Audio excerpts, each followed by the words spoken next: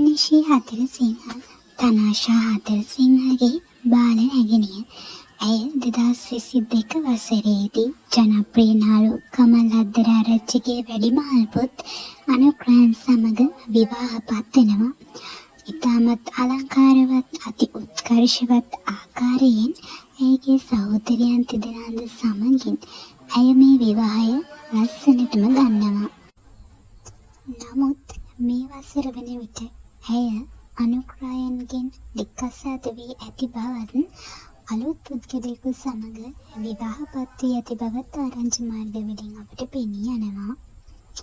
කමල් අද්දරආරච්චිගේ වැඩිමහල් පුත් සමග දික්කසාද වූ ඇය නැවත විවාහ වූයේ ජනප්‍රිය ක්‍රිකට් ක්‍රීඩක තිසර පෙරේරා සමග බව කටකතා ආරංචි මාර්ගවලින් පැතිර යනවා.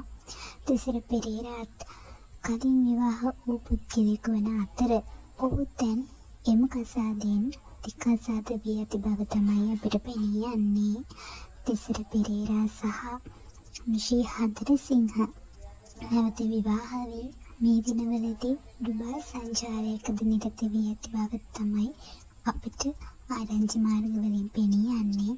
ධනුෂ්ක සේනාධිය විසින් කරන ලද ඉතාමත් අලංකාර ඡායාරූපගත කරණයෙන් අපිට පෙනී යනවා ක්‍රිකට් ක්‍රීඩක තිසර පෙරේරා සහ නිෂී හතරසිංහ මෙම වසරේදී විවාහපත් වී ඇති බවට.